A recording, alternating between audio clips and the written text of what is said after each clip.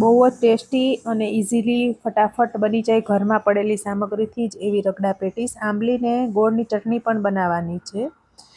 તો ચલો આપણે શીખી લઈએ ફટાફટ રેસીપી. તો મેં બાફેલા વ્હાઈટ વટાણા રેડી રાખ્યા છે બાફીને. ટમેટાં અને કાંદાની ગ્રેવી કરી લેવાની છે.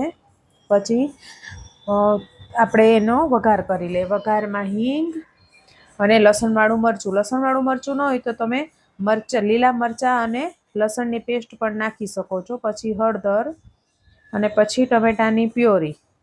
આને 5 મિનિટ સાતળવા દઈશું. સતળાઈ જાય એટલે આપણે એમાં મસાલા કરશું. મસાલામાં સ્વાદ અનુસાર મીઠું, લાલ મરચું પાવડર. લાલ મરચું પાવડરની જગ્યાએ તમે લીલા મરચાં પણ નાખી શકો છો.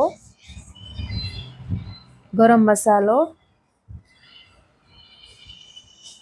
અને બાફેલા વટાણા. ચલો અને થોડું નાખી દેવાનું છે પાણી.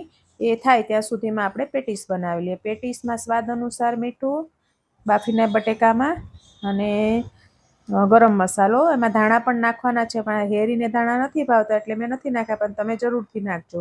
અને આ રીતની પેટીસ રેડી કરી લેવાની છે. એને તપકીર અથવા કોર્નફ્લોરમાં ડુબાડીને